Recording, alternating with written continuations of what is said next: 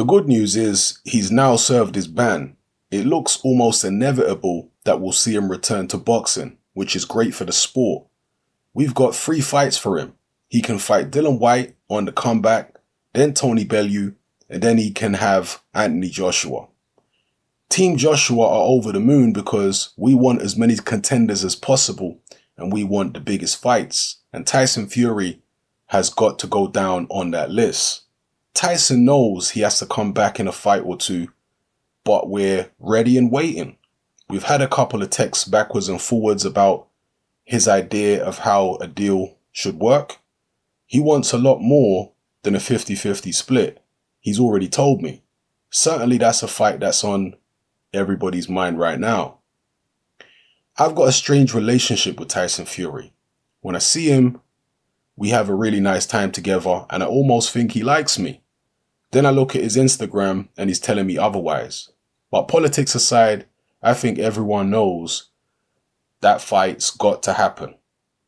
Those are the words of promoter Eddie Hearn, talking about the Gypsy King Tyson Fury's comeback. He mentioned there that he'd like to see Tyson Fury fight Dillian Whyte, Tony Bellew, and then eventually Anthony Joshua.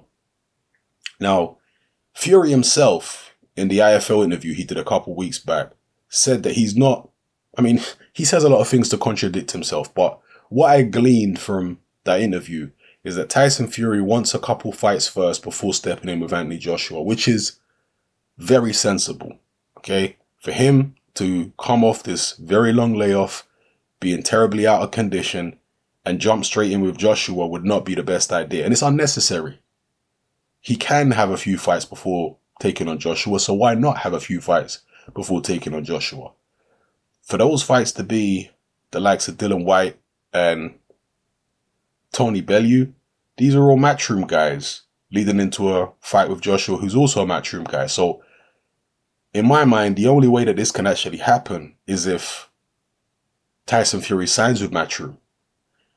At the moment, I'm not aware of his promotional situation. I know he signed a management deal with MTK, which half of the fighters in the UK seem to be doing at the moment.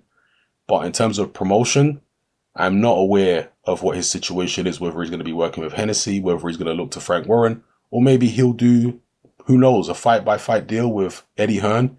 You got to remember, Dillian Whyte is under the Matchroom banner, but he works with Eddie Hearn on a fight-by-fight basis. There's no long-term contract, as far as I'm aware, for Dillian Whyte. So could Tyson Fury be doing the same thing with Eddie Hearn? And what do you think about the proposed Tyson Fury versus Dillian Whyte, Tyson Fury versus Bellew to then get to Joshua? I mean, it's kind of funny because these fighters, particularly Whyte, he's just putting himself out there as a potential opponent. I think he kind of likes that role as being seen as an opponent because he thinks he can spring an upset. He thinks fighters are going to underestimate him. Excuse me. He thinks fighters are going to underestimate him, bringing him in as an opponent, and he can upset the apple cart. But his promoter, Eddie Hearn, is Hearn really thinking that Whyte has got a hope in hell against the likes of a Tyson Fury or even a Deontay Wilder? I doubt it, to be honest with you. But you let me know what you think about that. We don't know what kind of condition Tyson Fury is going to be in. Let's say his first fight is against Dillian Whyte. We don't know what kind of condition he's going to be in. So that fight might be more competitive than people are expecting if Fury's not in the greatest of condition. Will it be a return to the Fury who fought people like Nevin Pikage? If it is, and I'm talking about, you know, the kind of condition he was in then, if that's the kind of Fury we're going to see, then it may be a competitive fight. One thing we do know is that Dillian Whyte has sparred Tyson Fury back in the days. He was in the Fury training camp and they did quite a few rounds together.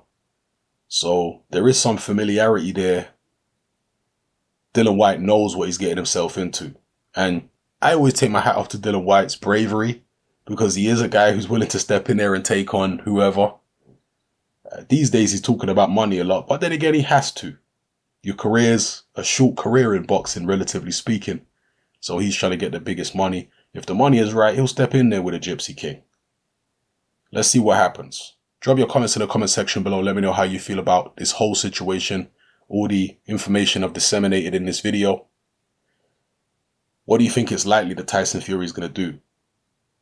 Some type of deal with Eddie Hearn, even if it's on a fight-by-fight basis? Or will he go to one of the other promoters? And if he does go to one of the other promoters, you have to remember, that's going to make a deal for a Fury-Joshua fight that much more difficult to do. Also, when does Anthony Joshua's contract with Matchroom run out? Because whenever it does run out, Joshua might decide to do his own thing or switch to another promoter. We have to keep that in mind.